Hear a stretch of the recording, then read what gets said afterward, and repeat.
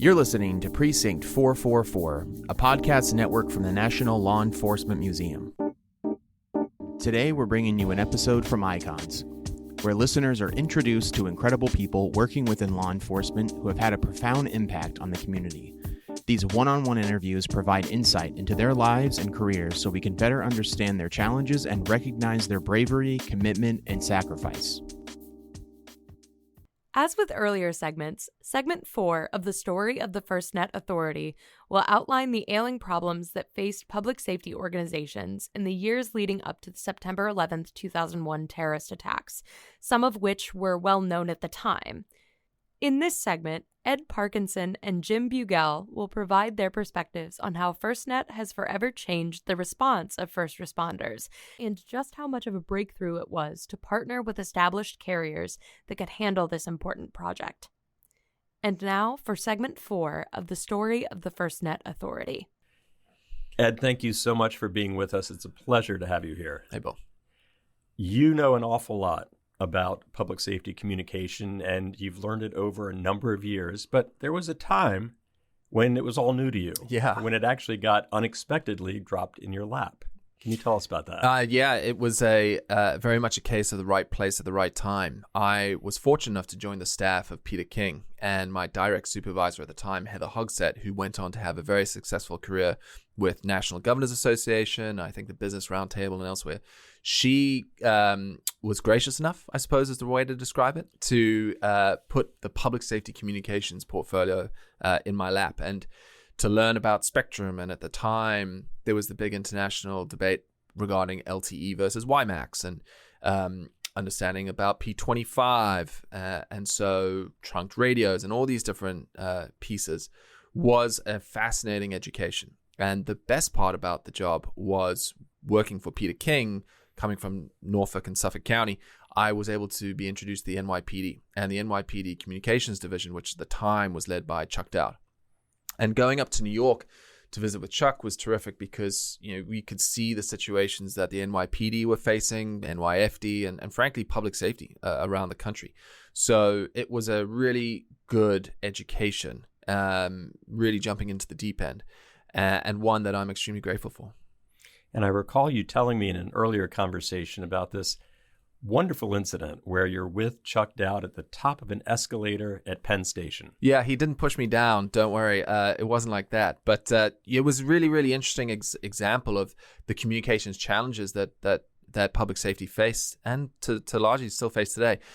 You know, we were at the top of the escalators there at Penn Station. And if anyone who knows that part of New York, you just know how chaotic and busy and so on. There's massive construction going on all the time. And Chuck was able to give me an environment where, you know, you could look down and see another NYPD officer, yet they were not able to communicate with each other. And it's just remarkable to think that, you know, here we were, 7-8 years after 9/11, and the communications issues that dogged public safety, not only on that day, but well before and after, still existed. So that was really the catalyst for me to say, wow, there's got to be something I can be part of or help to do just to make public safety's communications just that much better. And just to underscore one point, the problem with interoperability became clear as something well beyond just New York or Arlington with the Pentagon at 9/11, or how did that become glaringly apparent to you? I just remember time and time again seeing every an incident. I remember one of the first work trips I took on the Homeland Security Committee was to Oklahoma, and there was an enormous F5 tornado that had swept through Moore, Oklahoma. And the problems that they had regarding getting public safety users, emergency vehicles into the disaster area, yet they could not speak to each other. Now, you take that scenario, you take it to a fire, a 5-alarm fire, or you take it to an earthquake situation, or you take it, frankly, anywhere where public safety responded to a disaster, to an incident. They weren't able to speak to each other. They didn't have the situational awareness that they needed, not only to protect themselves, but more importantly, protect those people they were going into harm's way to help. And it just didn't make sense to me. I just couldn't understand that. I mean, what are we talking about? We're talking about sort of 2008, 2009. That's just when companies like Uber were popping up. And wait, you could call a car on your phone and you could see where it is, yet, a 13-year-old had more communications capabilities than a law enforcement professional or an EMT or a firefighter. And it just didn't make any sense to me.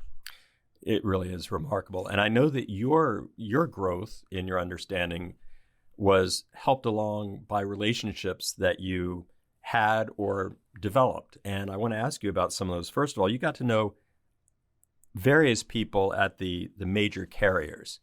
What were you learning from them? Yeah, I mean, the teams that they had, not only in DC, but around the country, couldn't have been more helpful. And that goes, Verizon, the T-Mobile team, AT&T, US Cellular, the C Spire folks down in Mississippi. Everyone was really, really very, very helpful at getting the word out in terms of the capabilities that they can provide in the commercial offerings. And again, remember, when I was learning a lot of this was when LTE was becoming a thing. And, I vividly remember sitting in briefings as a congressional staffer, learning about LTE, learning about the capabilities that were being put out there, and frankly, the art of the possible. And I think that was what was really interesting to me as an individual person, like as a consumer. I could see the capabilities of the power of the American marketplace coming to fores in commercial offerings like Uber and other things. And it was, for me, the light bulb was, well, if we can do this in commercial world, why can't we do this for public safety? Now it's a much smaller market and so on, but surely we can do better. And that was a really, really telling drive for me when I saw a lot of these incredible technologies being put out into the marketplace, trying to make them applicable to public safety. And there were important people who shared your vision and your passion about making this available to public safety. And thinking about the Four Horsemen, as they were called, among others. And we're talking about Chris Moore and Jeff Johnson, Dick Murgon, and Chuck Dowd, who you've mentioned. These were relationships that you were developing with these folks. What were you learning from them? Yeah, amazing group of people, and the list is exhaustive, yet at the same time fairly small, about people who saw the art of the possible. And the great thing about the names that you just mentioned all came from different disciplines, different associations, different practices inside public safety. Jeff Johnson from the fire community, Chief Moore out of California and San Jose, just bringing two very, very different examples. One a major metropolitan area, one, although Jeff was out of Portland, still lives in rural Oregon. And that was a really important part. You have Chief Dowd out of New York, right? And my former board chair, Ed Horowitz, is from New York City, and he always likes to say, the rest of the world gravitates and frankly revolves around New York City. But we'll see what he has to say about that after this podcast. But for me, it didn't matter if you're in New York, rural Oregon, Kansas City, where I spoke to some of the Sprint people. If you were in, I spent a lot of time in Mississippi over the years, down in Vicksburg, all the way out in northern Mississippi in the Delta region, where Congressman Benny Thompson is from. The issues facing public safety when it comes to communications are largely the same.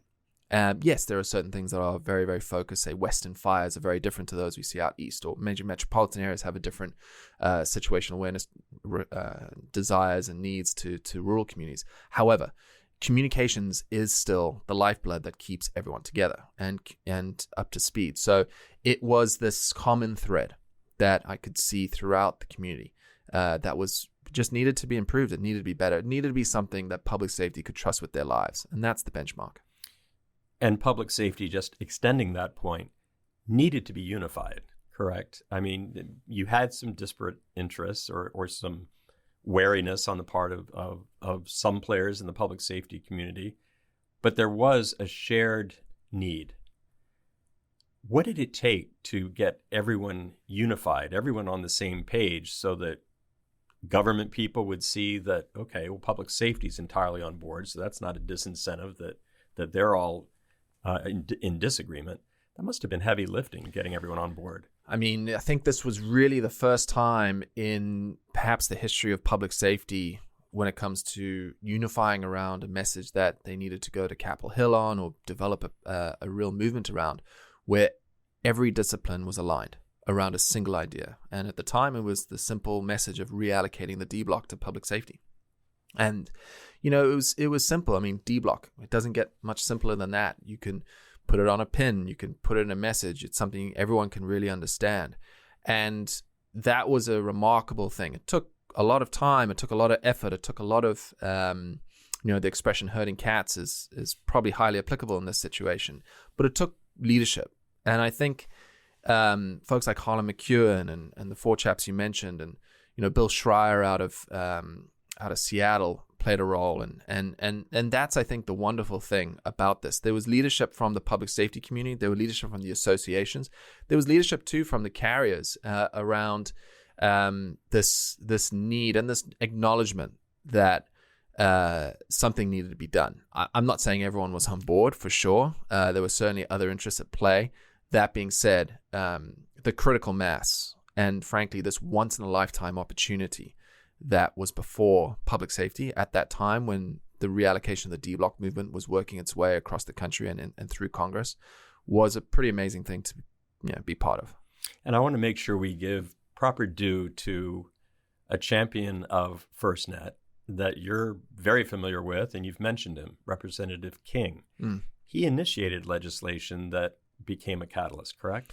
Yeah, I mean, he was he took a risk, and the staff director at the time, Rob O'Connor, they took a risk on, as you can hear, this one kid who grew up in South Africa who had no business being in Washington D.C. at the time, and I think my ignorance played a lot to the eventual success I had.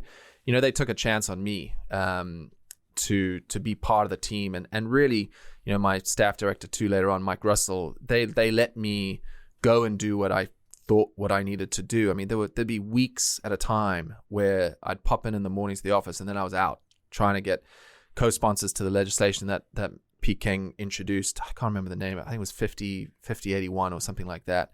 And the fact that they just let me go and do what I needed to do, knowing that I'd have Pete's best interests at heart, public safety's best interests at heart, they deserve a lot of credit. For putting their faith in me and allowing me to know that I couldn't screw up. That was the line.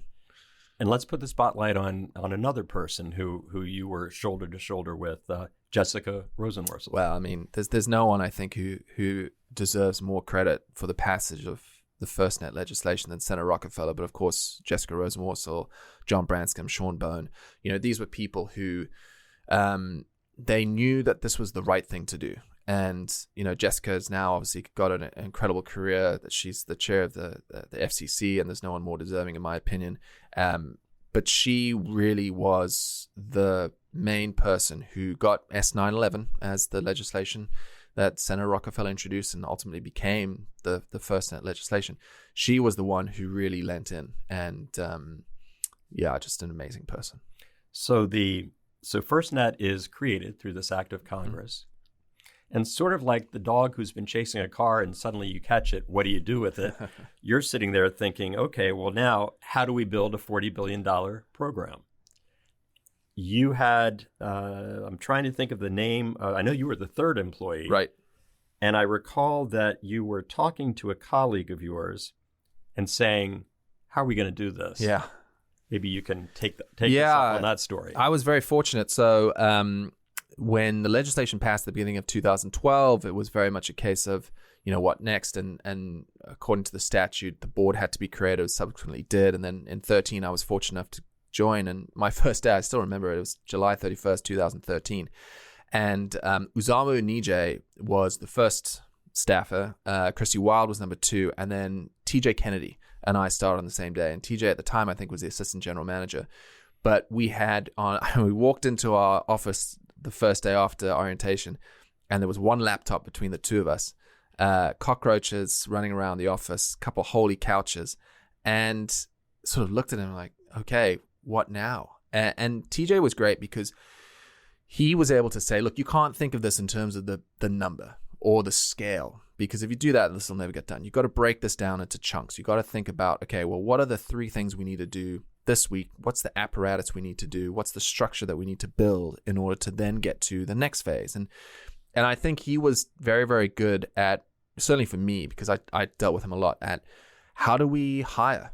How do we put together the structure of payment system? And, the team, Larry Strickling was the was the administrator, of NTIA, the assistant secretary at NTIA, and he deserves a lot of credit. He really let TJ and the board do what they needed to do, and for us to go. And look, I mean, it's like anything. We weren't even teenager at the time. We were probably, using the analogy of growing up, we were probably single digits, and it was definitely, as we internally christened it, sort of the Wild West times of FirstNet, and we definitely did not bat 1,000. I mean, no one does. I don't even think we batted at 500, but we made progress. And 2013, onboarding people, starting to pull together the 2 swim lanes that we needed to do, which was put an RFP, get together, build an RFP, and consult with public safety. And the consultation with public safety was crucial, because without their input, how could we say that this was public safety's network? So those 2 areas were the ones that TJ really made sure we stayed laser focused on, and it was an interesting time. Yeah, in the past, you've laid out the different steps, the challenges, and you've said this was difficult, but it was easy compared to doing this, which was easy compared to doing that. Can you walk through those steps? Yeah, I mean, I remember Rich Reed, who came from DHS. He and I had known each other for a long, long time, and when he first came on, he's like, wow, this is going to be tough. But then the next thing we're going to have to do is going to be even harder. And Jeff Bratcher, who is the CTO at the organization, has been there a long time. These are really, really capable people. And there's so many others, more than I can name. But it was almost like, well, consultation with public safety to get their input, to put that into the RFP, that was really hard. I mean, Dave Buchanan, Amanda Hilliard, Jeremy Zolo, these people were leading the charge to do that. That was really hard. But then writing the RFP, that was even harder. Or putting the math together around that. Matt Schiller, John Quinlan, James Mitchell, all of these people. But then getting the RFP on the street, getting it through the federal process. I mean, that was so hard. But that was easy compared to what we did before. Oh, and then awarding an RFP. There was a protest, and there were downselects, and eventually that went through its process, and the legal team working with DOJ, an incredible amount of work. Well, that was easy compared to what we did before. And then you have to then onboard with AT&T, who won the bid, pulling together the cultures of the federal government plus a Fortune 10 company. I mean, that in itself was another challenge. So each phase was brutal, but easy compared to the thing that had to follow it. And again, I made a comment about being ignorant earlier in the conversation. I think had we known how hard this would be, we would never have started. And that, I think, is one of the fortunate accidents of history that we now find ourselves in when looking at the success of the program as it is today. And among the challenges, if I'm correct, is that none of the Republicans on the Committee of Jurisdiction were on board at all. Yeah. My friend David Reddle is, we laugh about this now. He was the main lead at the time. And, David, one of the smartest people I know, he was the guy who, over at NTI, when he was the assistant secretary, who made me part of the team that made me the acting CEO. So I owe David a lot. But when we were congressional staffers, he would not let me even anywhere near anything to do with the communication, because we were out of jurisdiction in the Homeland Security Committee. And if anyone knows anything about Congress, it's all about jurisdiction. And I'm going to butcher this, but John Dingell had a fantastic line about energy and commerce. It's like, if it's on the ground, it's energy. If it's in the air, it's commerce, or something like that. So their jurisdiction was mile wide and mile deep, and rightly so. They fought very hard for that. So me convincing Pete King to introduce the legislation pleased a lot of public safety, and it made me a pariah inside of the halls of Congress to a large degree. But to give them their credit though too, eventually Greg Walden came around, became a huge supporter of the program. David, when he was head of NTIA, couldn't have been more supportive, not only to me but also to the program. And I think like anything in time, when you're in the heat of battle or in the heat of the moment, and you're on the opposite side of a table, you're gonna clash heads, and that's unavoidable. Thankfully, we were proved right on the public safety side, and you can see now when we sit here in where we're in October 2022, 4 million users on the network. I mean, doesn't get much better than that. Yeah, you've cleared a lot of high hurdles, and unquestionably, FirstNet has been extremely successful. I want you to comment, if you would, on 4 achievement areas that were probably thought unlikely at one point. First, the growth in terms of user adoption. Well, you hope that this is going to be a case of if you build it, they will come, but you never can be sure. And again, if you recall the comment I made earlier, this is a resource that public safety have to trust with their lives. They have to know that they can rely on this service with their lives, and that's a pretty high standard. And so the early days were tough. I recall, I mean, I'm on the authority side, I wasn't part of any sales efforts, but we would hear from public safety in the field. It's like, well, why would I adopt that? AT&T's coverage sucks out here. And knowing the folks at AT&T, that was a really, really tough bar to reach. However, they got it right. They adopted their program of lighting up the band 14 spectrum with additional spectrum that they had, and they were able to massively improve the service levels that they had, plus cover parts of the country now that there was no coverage before. And so that's why you see this hockey stick curve in terms of adoption across the country. And like anything, if it's worth doing, you got to do it right. Plus, usually the right things to do are a little harder than the easy things to do. So it took a hell of a commitment from their side. So that's, I think, why you saw adoption slowly to begin with. There were some true believers in what we were trying to achieve. There were those early adopters who were able to show us, well, that's working great, that's not working great. The field team at the authority, we were able to then speak to public safety with that unvarnished, non-vendor perspective that they were able to give us. And I think that too shows the importance of the authority, ensuring that we were holding AT&T accountable to meet the benchmarks we put out there, plus also ensuring the voice of public safety never ever left the network. So credit to AT&T. They heard from us, they heard from public safety, and they switched gears a couple of times to get it right. And that's why you see the numbers that you see today. And to build on that a little bit, there was a significant, highly unusual cultural change within AT&T. Well, people talk about the bureaucracy of the federal government, which is a very, very true thing. But how do you take a company that I don't know what AT&T has, 230,000 people working in its company, something like that. And that is an extraordinarily huge organization. But, John Stankey, John Donovan, Randall Stevenson, these people deserve a lot of credit because they made the FirstNet program an inevitable part of the culture of AT&T. So much so when I was fortunate to go and visit their headquarters in Dallas a couple of times, you could see the pride that came with being part of the FirstNet program. I mean, this was making a difference outside of, the Wall Street conversation, whatever. This was having a tangible difference to the men and women of this country.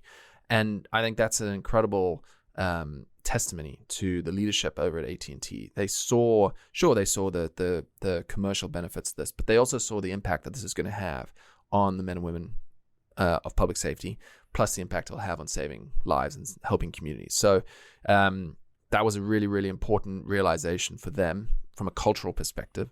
And you see it today.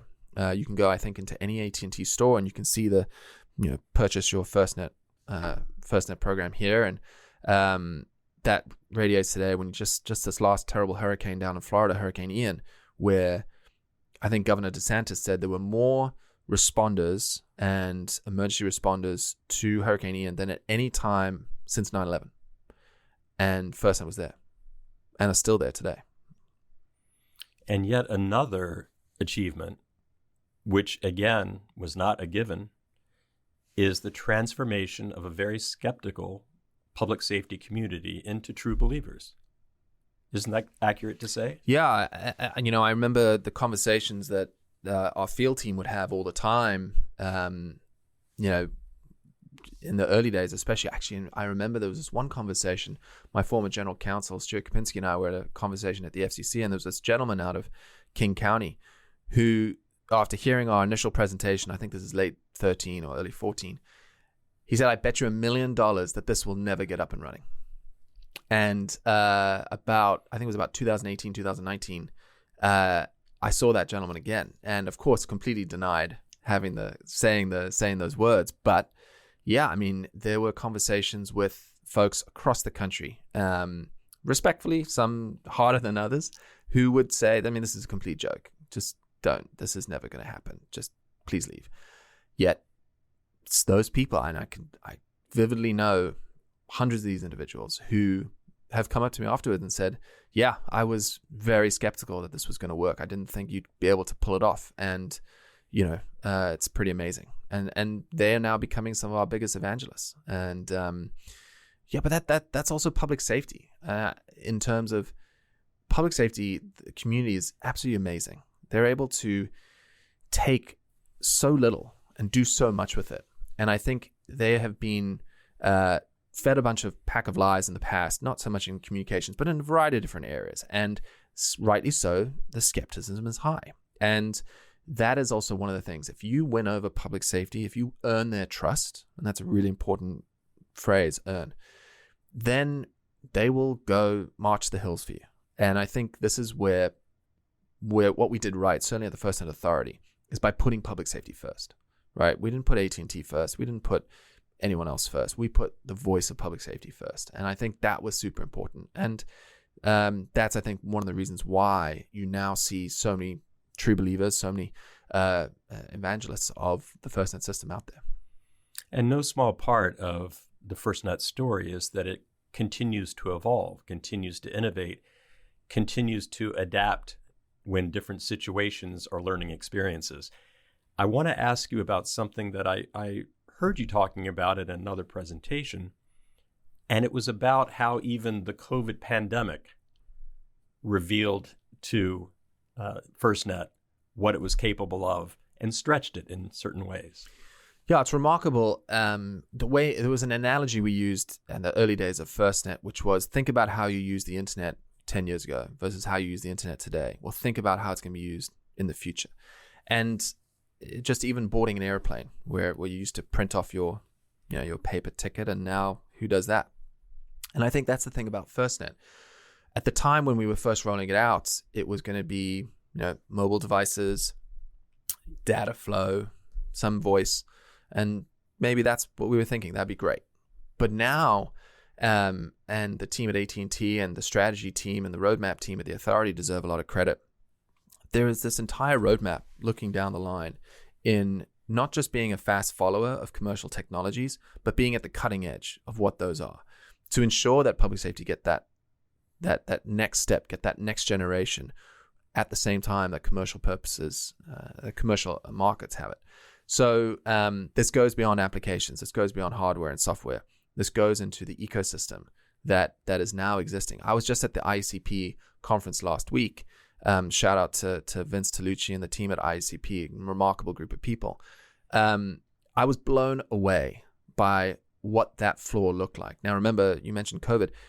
That was the first show in 2 or 3 years, and I'd been at pretty much every show in the lead up to that. That floor was basically a technology showcase. That was not the case 2 or 3 years ago. And to your question, Bill, COVID, I think, has really pushed the envelope where we thought maybe, in my world now, 911, we thought about, we knew pre-COVID that everyone had to be in the ECC day in, day out. Well, that's not the case anymore, right? You're talking about being able to have your telecommunicators answer their devices at home. COVID really lent into the need for technology and for technological innovation to come to the marketplace. It's one thing developing in a lab. You've got to get it out in the field to protect people and to serve communities better. Community policing, that's another big piece, and how technology will help, and FirstNet is helping that. And I think COVID really, really showed the need for advancement in technology and for the adoption of the technology in the field. So it's pretty amazing to see. I mean, I know the FirstNet system during COVID was double the amount of data was used just on the FirstNet system during COVID than pre-COVID. Just proof is in the pudding right there. I loved hearing you say in an earlier conversation we had that the great thing is that FirstNet is now the baseline, in terms of standards, capabilities, expectations. That's a remarkable journey from being the laggard, the industry that couldn't keep up with the 13-year-old. Well, I mean, when you think about it, it's just in four or five short years. I think FirstNet now has about 4 million connections. US Cellular is, and this is October 2022, US Cellular has about 4.9 million. So soon, FirstNet's going to be the fourth largest carrier in the United States. And that's an amazing thing to say in, again, a very short period of time. So it's remarkable, but I think it's also testimony to the fact that there was this vacuum out there in the marketplace. And kudos to all those people who were involved in making FirstNet what it is today. So we're talking about the many achievements and successes, and rightly so. What are the hazards that are ahead? What are the challenges that you want to make sure FirstNet faces so that it can maintain this momentum? Well, I think the fact that it's become very apparent that there's been this extreme need, and you're going to see true competition in the public safety marketplace right now is actually a good thing, right? Because yes, FirstNet was partnered with AT&T, but our real focus was on public safety. And so if you're seeing true competition, better service, cheaper devices, all of that above, plus everything else, how's that not a good thing for public safety? And that was always our core focus there. I think, well, I know that the program has to be reauthorized in Congress and the spectrum has to be relicensed. So those are two sort of immediate challenges and there'll be opposition to that, of course, given the success of the program. But it's about then building upon the success where it is now. I think that if the program just remains a data voice network, then yes, it has fulfilled the needs of Congress, but it won't really take advantage of the incredible opportunity that exists right now. So I think that there's an amazing opportunity for the FirstNet Authority and for AT&T and public safety to really think about, well, what is the art of the possible in a 5G ecosystem and then down the line in a 6G ecosystem? How can better feature sets, better technological innovation be adopted in the FirstNet system? And our former board chair, Tip Taylor, he was always talking about the need for constant innovation. Sue Swenson, another board chair, she was always talking about the need for evolution. And if you sit still, the minute you think you're good, then that's when you get taken out. And I think the authority, certainly under Steve Benjamin, the current board chair, is in the fortunate position where they're able to now think about what does the next thing look like and how do they provide that type of service to public safety. So all the foundation is there for the program to continue to grow and continue to evolve. And I have little doubt that they'll be able to do that. A final question for you, Ed. I know that in the world of public safety, the firm belief is it's never about me. It's about public safety writ large, the people we serve. Having said that, I do want to ask you this question. What are you most proud of in terms of your contribution to the development and success of FirstNet? Oh, wow. For me, it's actually being part of something far bigger than myself. The friendships I've made along the way. Even just the competitive acknowledgements of at the time competitors and whatnot, but we can now sit back and talk about those times with mutual respect. Being part of something that's going to far outlive me, not just here, but also seeing the global reach that this is having. That's also pretty exciting to see. There are about 20 other countries who are looking to deploy FirstNet type systems, and they're looking at us as the model. I think the legacy is going to be, the lives saved and the communities protected and the difference it's going to make to public safety, knowing that, their lives are a little bit easier, a little bit safer, and the communities that they protect are a little bit safer. That for me will be, to be part of something like that is pretty amazing. Well, we owe you and all those who helped launch FirstNet a real debt of gratitude. And I want to thank you for being here today and sharing your insights. Thanks, Bill. No, I appreciate it. It's great to be here. And before we wrap up, I do want to just say the FirstNet Authority is a pretty amazing group of people. And the AT&T team, rightly so, they're the ones out there doing the selling, doing the construction, doing the a lot of the heavy lifting. But the authority is pretty remarkable, and a lot of people are there. A lot of people have gone through the ranks, and there'll be others joining it. So keep an eye on the team over there. They're a great group of people. Lisa Casillas is the current acting CEO, but it takes a village, doesn't it? And the nice thing about this program is there's not a single one person who overshines the other. It really is that collective effort. So to everyone who's played a role, it's wonderful to be part of a friendship group and a FirstNet family. Very good. Thank you again. Thanks, Bill. Thank you for listening to segment 4 of the Story of the FirstNet Authority, part of the Precinct 444 podcast of the National Law Enforcement Museum. You just heard from Ed Parkinson, and here to conclude segment 4 is Jim Bugel. Jim, thank you so much for being with us today. Thank you, Bill. Now, you've held high-level positions at the nexus of public safety and national security. How far back in your career and in your experience did you see and understand this huge problem which FirstNet ultimately addressed?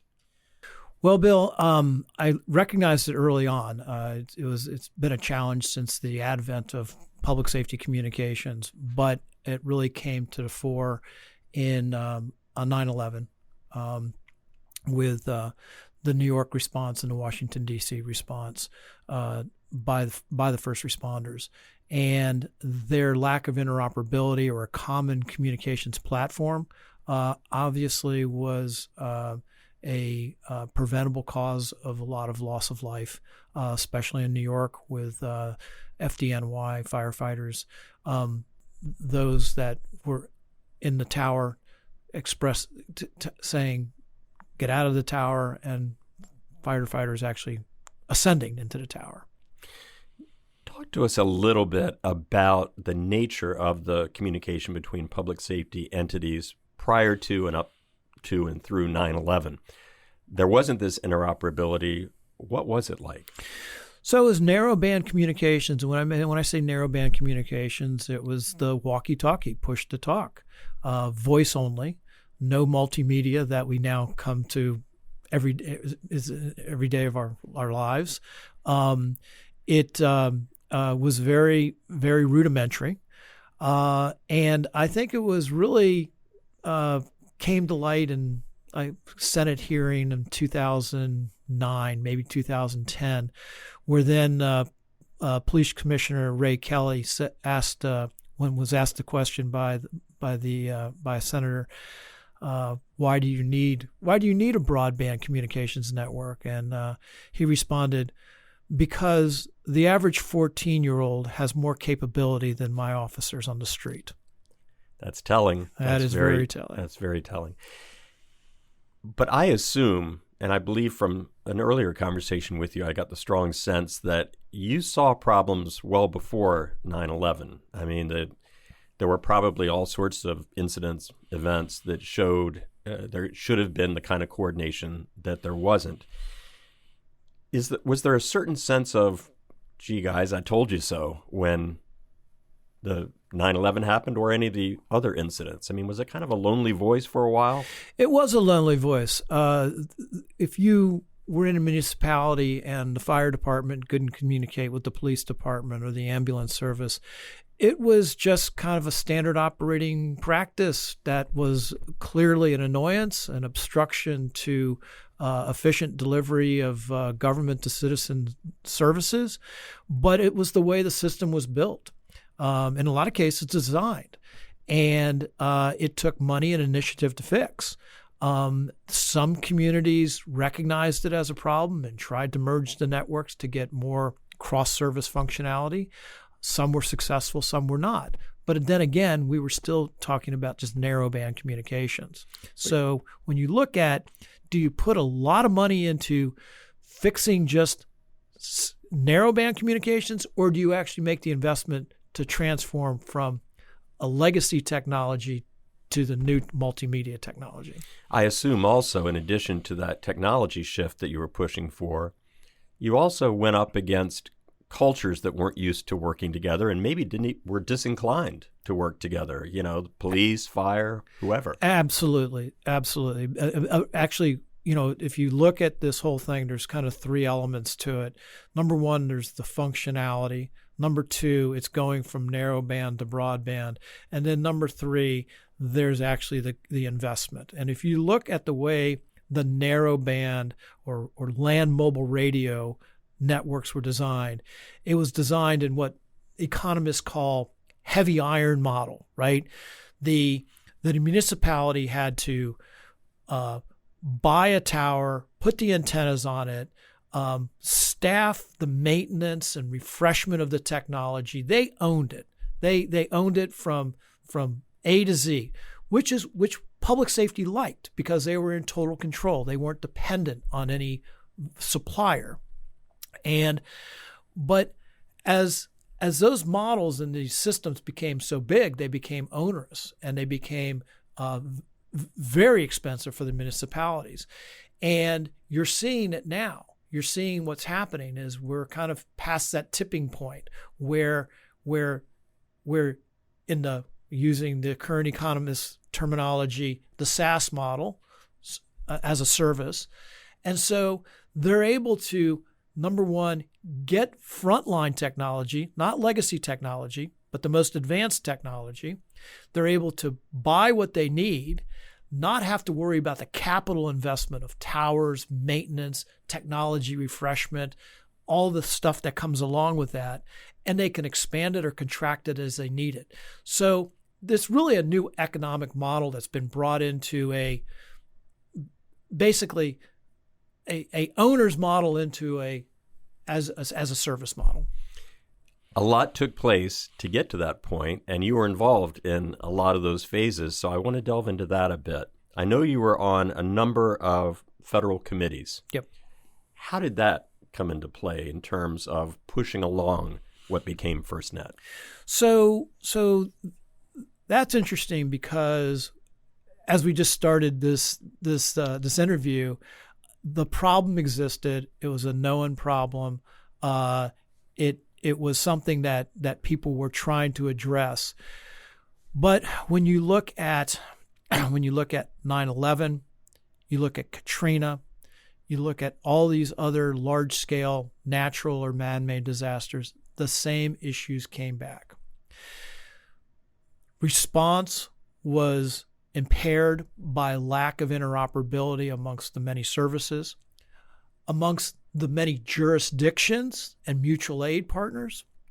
And so as Congress and the White House and others convened these fora to examine this issue, it all came back to the same issue. It all came back to communications, and that the responders could be incredibly more efficient. More importantly, they could be safer. And even more importantly, they could actually be more responsive with advanced communications. And so in every one of these advisory groups and I guess advisory groups is the best word for it, the answer came back, look, we need to change the overall approach to this. And we need to provide our first responders in this country with advanced communications, multimedia advanced communications, secure, and a dedicated network, as opposed to a legacy technology that is not dedicated. Which would seem to be an obvious conclusion, and yet I know there was resistance among certain legislators or federal entities. What was that about? Public safety had been communicating with narrowband land mobile radio for almost 60 years. And the resistance of changing that model was strong, very strong. Going back to something I said earlier, public safety, as you well know, has lives on the line, and they don't want to leave anything to chance. They do not want to experiment with new technologies. They don't. I don't say they want to. They don't want to experiment. They are hesitant to experiment with new technologies, and they want to go with things that are proven, because at the end of the day, first responders' lives and citizens' lives are at the end of the line, and you don't want to put that in jeopardy. So they, if you look at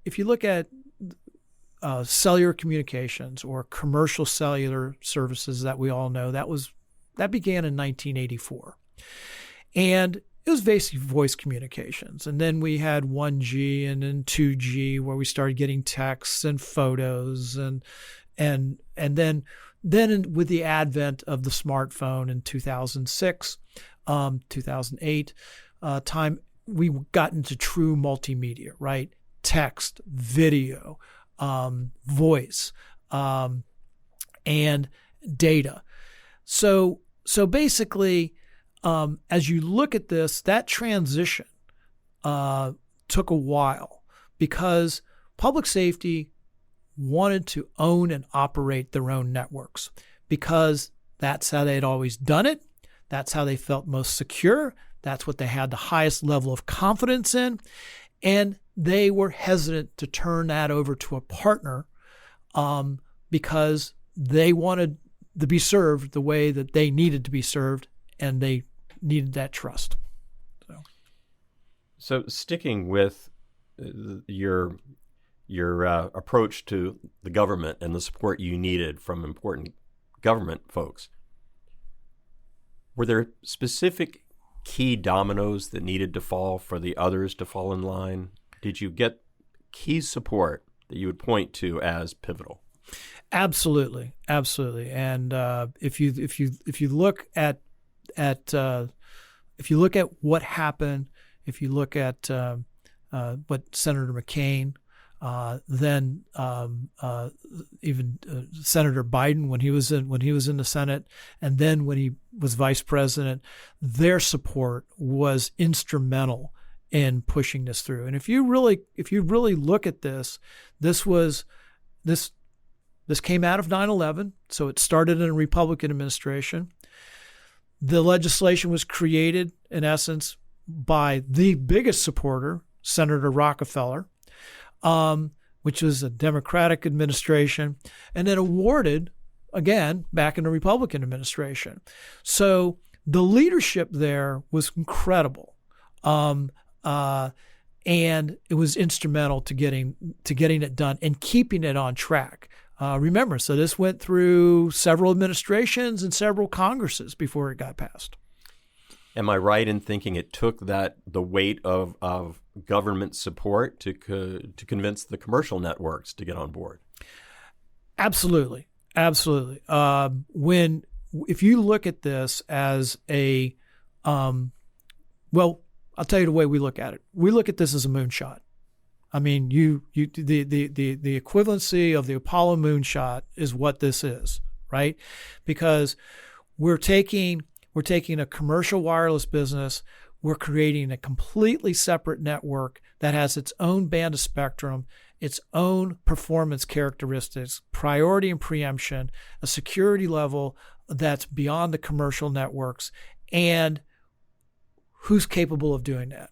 Well, if you look across the landscape, let's just say, comes to my mind, there's 5 companies that are probably capable of doing that. There's probably others that are capable of doing that. Requires tremendous investment, tremendous technological wherewithal, but also requires the baseline network to do this with.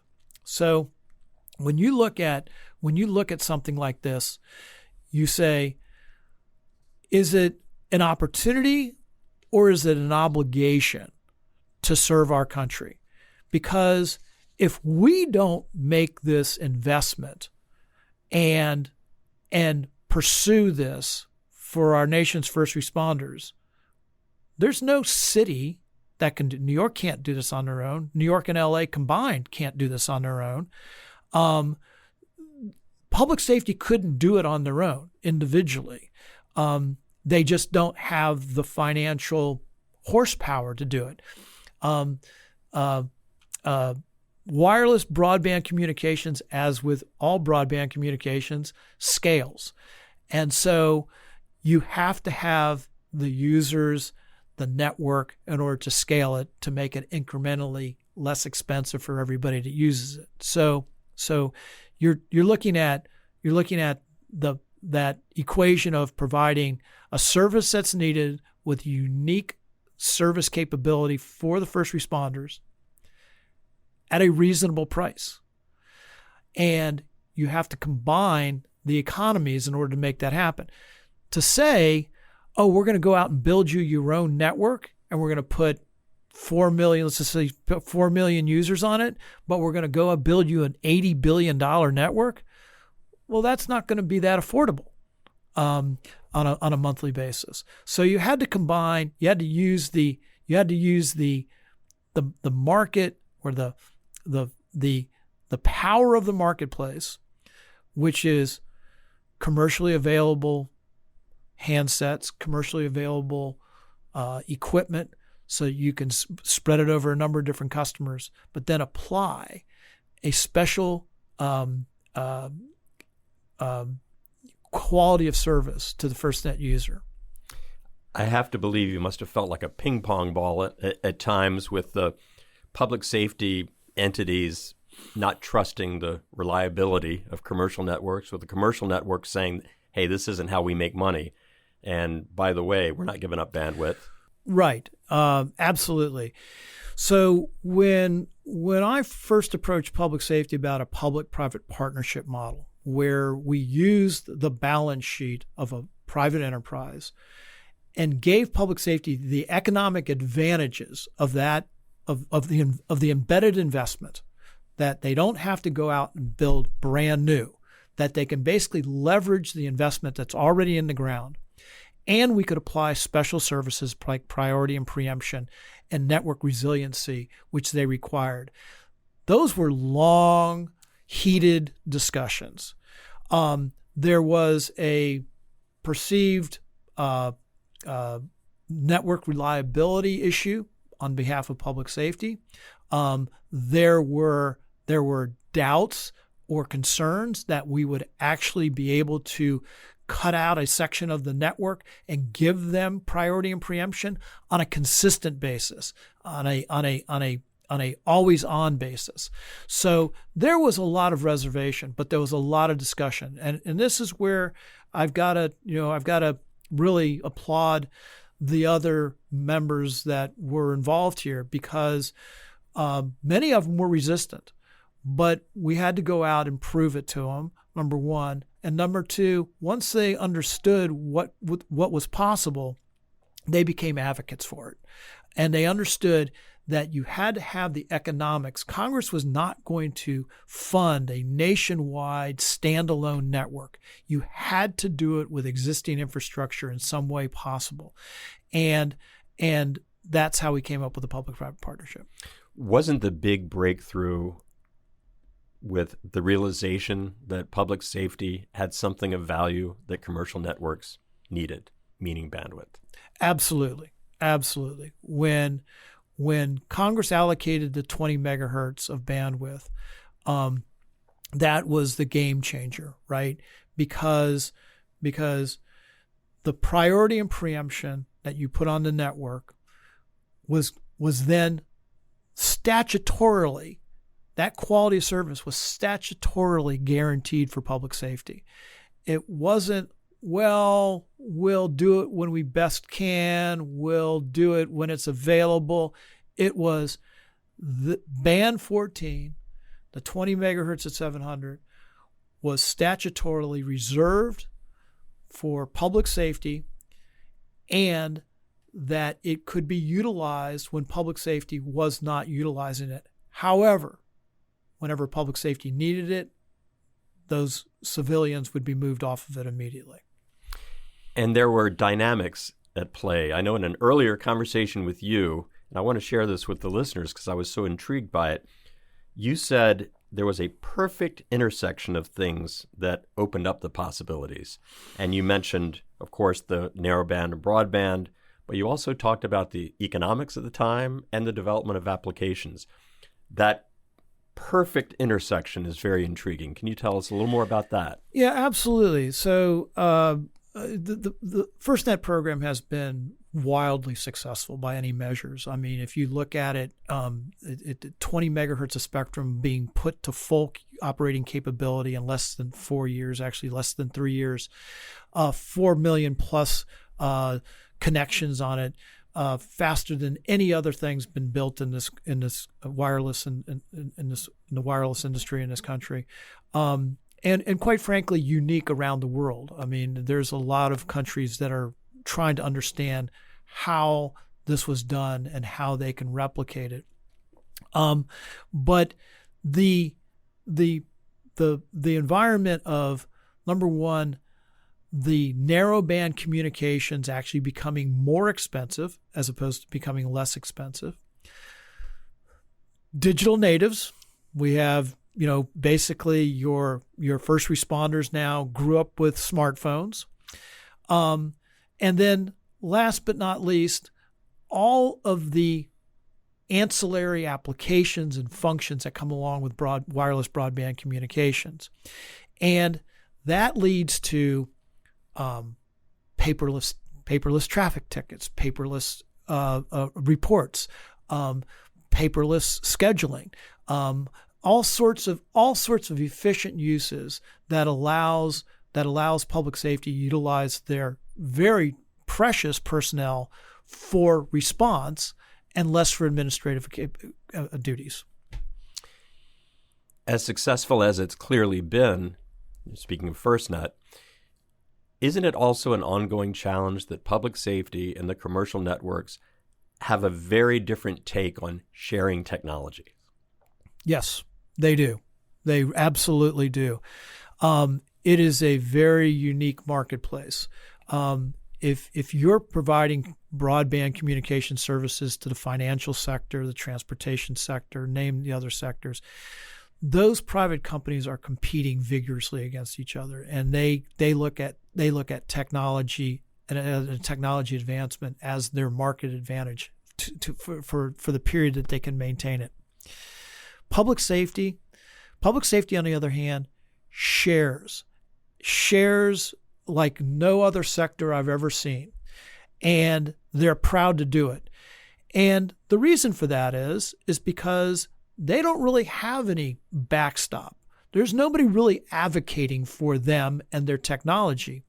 If you look at the narrowband world, it was the police department or the fire department with their vendor. There was really nobody in there. With the FirstNet Authority, they have a government agency that is guaranteeing and managing the expectations of the statute and the contract to deliver reliable service with the performance requirements that are needed. And so basically the public safety entity looks at it as, this is what we're getting. We're contracting with AT&T. However, we know that the FirstNet Authority, the government agency, is maintaining the network to perform as required. Another challenge we haven't discussed is the fact that you have to get states, localities, municipalities, even down to tribal governments cooperating and adopting. Right. It sounds like there's been a lot of success in that direction, but that there's more to come. Well, if you, I don't know if this ever came out before, but there's a requirement in the law, and the law said that all 50 states and 7 territories had to affirmatively opt in to the program. Now, as we discussed earlier, this has transitioned through many Congresses and administrations before it came to fruition. But again, go back to the 2011, 2012 timeframe, and we're in the shadows of the Affordable Care Act, right? And so Congress wanted to make sure that it didn't fall into that same problem of we are establishing a nationwide public safety broadband network, and we're forcing it onto the states. They wanted to eliminate that. So they put a requirement in that all states had to affirmatively opt in, which quite frankly was a blessing. The reason it was a blessing was because the FirstNet Authority went and did a tremendous amount of research about what was needed, and the regional requirements and local requirements of what was what should be in a network and what the performance characteristics of the network should be. So when we went out to go after the award to opt in, we met with every one of these states multiple times and territories, and basically worked with them on what they wanted to see in the network. And that has, number one, it was a tremendous education opportunity to explain to the states that you are spending millions of dollars on land mobile radio for your first responders at the local level, at the state level, and there's an opportunity to provide them with wireless broadband communications at significantly lower rates with more capabilities, and that in essence things are moving to broadband. And what would you like to see in the network in terms of coverage and everything like that? So in a lot of states, it really helped with the adoption. They said, this is fantastic. You're deburdening us. You're helping us. You're moving us to a new technology. This is fantastic stuff. And that has led to the success and the speed at which we've been able to put connections and people on the network. And just to make clear, one of the advantages to municipalities is they're not having to float bonds anymore to finance radio technologies that then become obsolete and more expensive to upgrade. Absolutely. And basically, to your point, not having to float bonds to just upgrade a legacy technology. It allows them to invest in other areas, and you've nailed it. So, lessons are learned, of course, at every stage, and I'm guessing that even during the COVID crisis, there were lessons learned that have helped FirstNet evolve and adapt and adopt to situations that maybe they hadn't foreseen.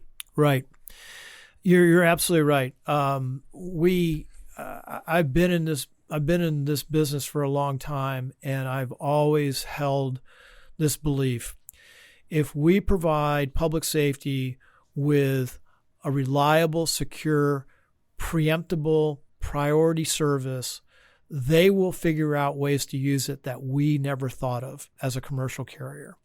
And that is exactly what happened, and that came through in the pandemic. If you look at the traditional public safety mission of law enforcement, medical services, and fire services response, that was completely changed during the pandemic. FirstNet was instrumental in setting up testing centers, temporary hospitals, virtual visits by doctors, on and on and on. And it was one of our busiest times in the entire program. We worked closely with all the major municipalities as they were setting up their testing centers, then their vaccination centers, then their temporary hospitals, along with the Corps of Engineers, DHS, Army Corps of Engineers, and DHS, and others across the nation. And quite frankly, it was a very busy time for us because medical, doctors, nurses, it was fundamental. And I'll give you a perfect example of this. When the testing centers opened up, take the New Jersey area, for example, or LA, there would be a queue of cars that were miles long with 2-3 individuals in that car waiting for hours to go through the testing center. What are they doing? They're watching Netflix, they're doing email, they're doing text, so on and so forth. The very service, that basically the medical staff is using the network too, right?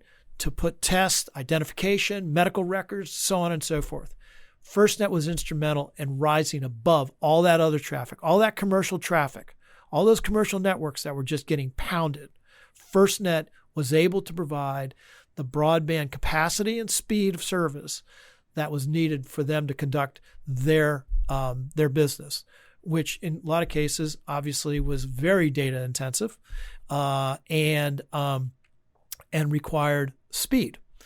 And so another example was hospital ship, I believe it was the Comfort, sailed into LA Harbor, and it needed communications. Well, there's two ways to do that. You pull fiber to a ship, or you put FirstNet on the ship and on the ground. And we did both. But again, just a unbelievable example. I am absolutely convinced that this nation's response to COVID was drastically improved by FirstNet and its capabilities.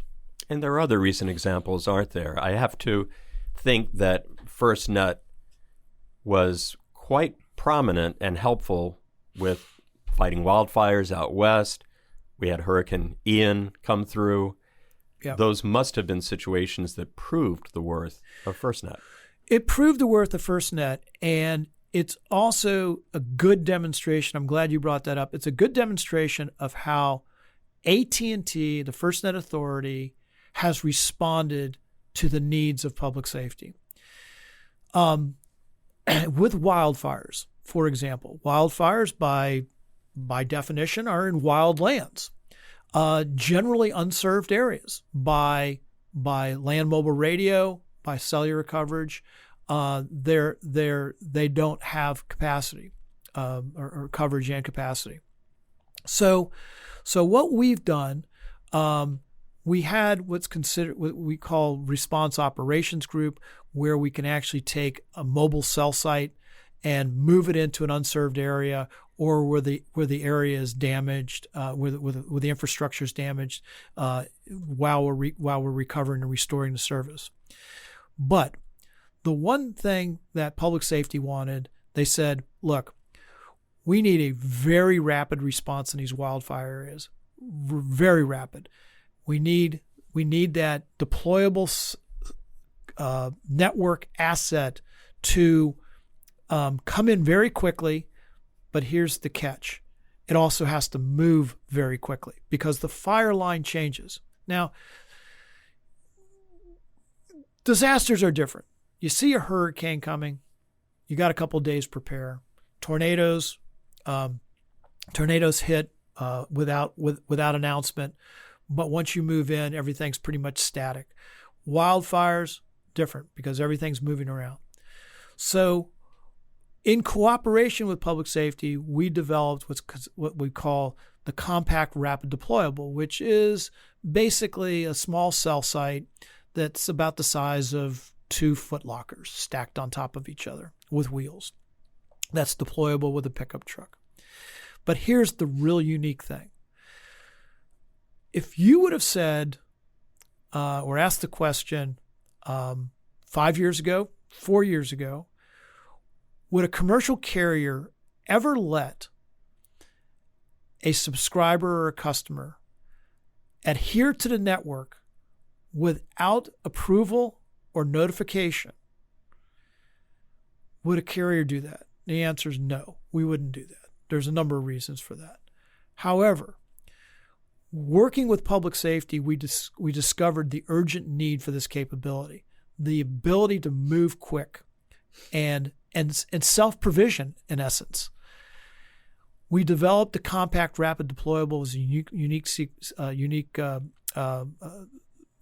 piece of equipment with a vendor, and we now have public safety agencies that possess these things, and they're deploying them as they see fit, where they need them, and and manage the entire process. They come onto the network. We see them as, from a network management perspective, we see them as an active node. They're woven into the network, and we understand we're able to manage through it. Again, an advancement that we probably would not have made in the enterprise space, but an advancement that is, quite frankly, key in the public safety space. So these evolving and urgent needs lead to evolving technologies. Would it be accurate then to say that FirstNet has shifted the curve so that public safety, rather than being a late adopter of technologies, is an innovator now? That is absolutely correct. That is absolutely correct. We're seeing innovation come out of the FirstNet program that is startling, and it has tremendous benefits. We're looking at advancing other aspects of the technology, but your point, I guess to restate your point, is public safety's gone from basically taking the technology that was given to them and utilizing it to their best ability to now taking a technology platform and innovating on that platform for their needs. And getting back to your earlier question about sharing, this stuff travels across the community very, very quickly. Public safety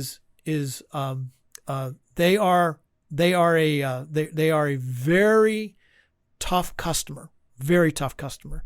If you do exactly what you say you're going to do and you do it perfectly, they are very supportive. If you fall short by 1 degree, they are brutal. And so you have to have this tremendous ability to recognize what they need, when they need it, and respond at the appropriate time. Because we're there in the good times, but we've also got to be there in the bad times, and that's the real mission here, right? When you take things like the Surfside building collapse in Florida, horrible event, right? But at the end of the day, what did public safety need?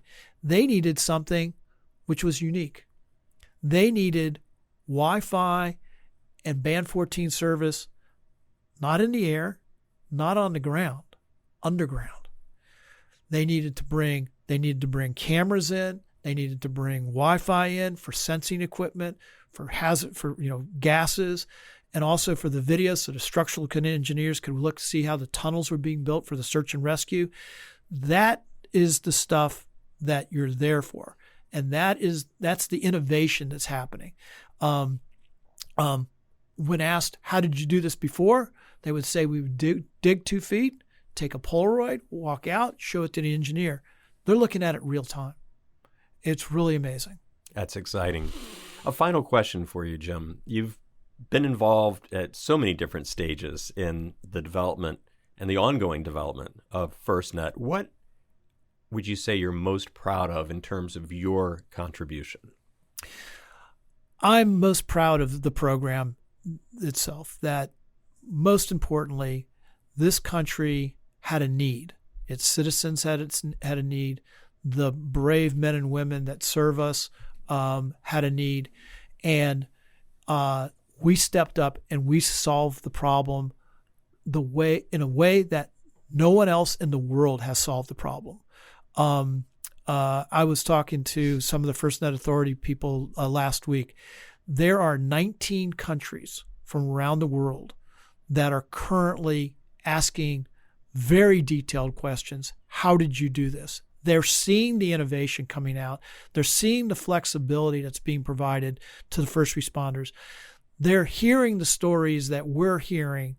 And I'm just so proud that we were able to take AT&T, the U.S. government, public safety, and develop this public-private partnership that will last a long time.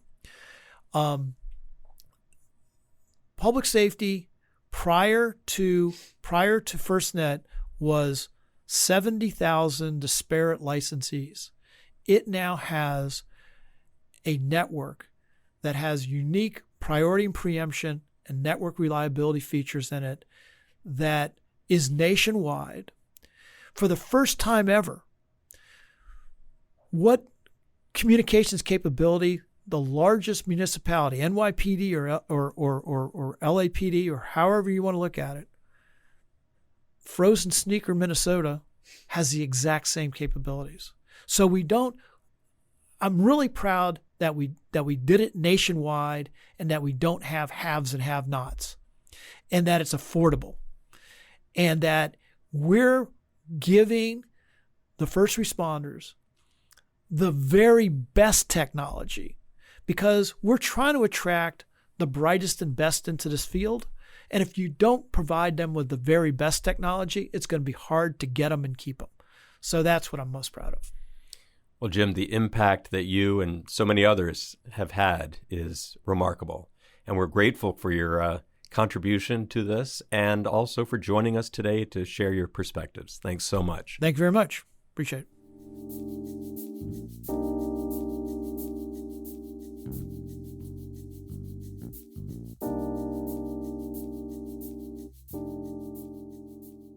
We sincerely thank you for tuning in to the Story of the FirstNet Authority, an exclusive Precinct 444 series about the first responder network and its history.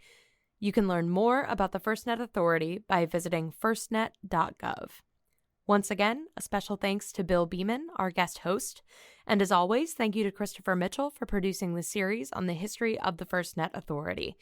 If you liked this series and are interested in listening to other content by Precinct 444, we invite you to check out all of our other shows on your favorite podcasting platform. Please subscribe to Precinct 444 on your favorite podcasting platform to stay connected and to receive our latest content as soon as it drops. We would love to hear from you. Send in your questions, comments, and feedback to precinct444@nleomf.org. You can help us make our content even better. The National Law Enforcement Museum is located at 444 East Street Northwest in Washington, D.C., and is dedicated to telling the story of American law enforcement. We expand and enrich the relationship between law enforcement and the community through educational journeys, immersive exhibitions, and insightful programs. Find us online at lawenforcementmuseum.org and stay tuned for more podcast content from Precinct 444. Until next time, stay safe. We'll see you at the precinct.